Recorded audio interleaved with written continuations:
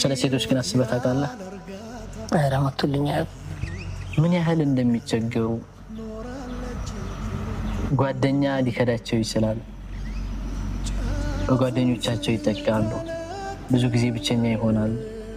ለቤተሰቦቻቸው ለማስረዳት ቤተሰቦቻቸው ቦታ ይሰጧቸው።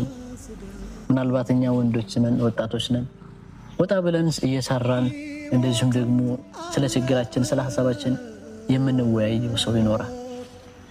ነገር ግን ሴቶች ሲሆኑ ይመስለኛል ብቸኝነትና ድብርት በጣም ያጠቃቸዋል።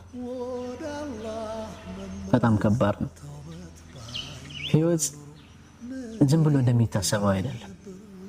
ምናልባት ዛሬ ላይ እኛ የተወሰኑ መሰናክሎች ናቸው ያጋጠሙ። ነገር ግን ነገ ከነገ ወዲያ ምን አለ በሞትኩኝ የሚያስብሉ ችግሮች ሊመጡ ይችላሉ። አላህ ይጠብቅ።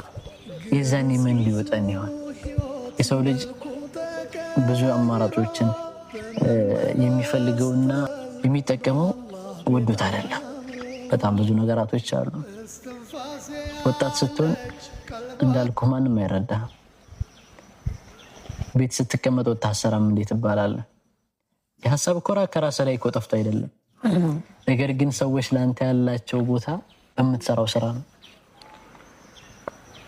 ስራ ላይ ኖርህ ይችላል፣ ግን ስራ ቢኖረኝ ብለህ ሳታስብ ቀርተህ ነው አንተ ዛሬ ላይ የተሻለ ደረጃ መድረስ፣ የተለያዩ ስራዎችን ከጓደኞችህ በላይ መስራትን ጠልተህ ነው አይደለም። ጭራሽ ግን ያለንበት እድሜ ብዙ ነገራቶችን ያስመኛል።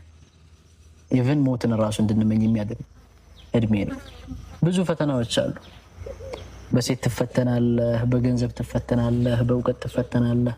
ብዙ አይነት ፈተናዎችን የምናስተናግድበት እድሜ ከአስራዎቹ መጨረሻ እስከ 20ዎቹ አጋማሽ ድረስ ከዛም በላይ ሊጓዝ ይችላል። ህይወት እንደምናስባት ቀላል አይደለችም። አላህ ገር ያድርገልን። የሰው ልጅ ስደትን የሚመርጠው፣ የሰው ልጅ ከቤተሰቡ ጋር ተጣልቶ የሚወጣው፣ ሁሉም ሰው ጎረመሰ ተብሎ የሆነ ስድ ተደርጎ ስለተጣለ አይደለም። አንተ ስታስበው የነበረውን ሀሳብ ሌሎች መጥተው ለምን ይሄን አትሰራም ይሉሃል።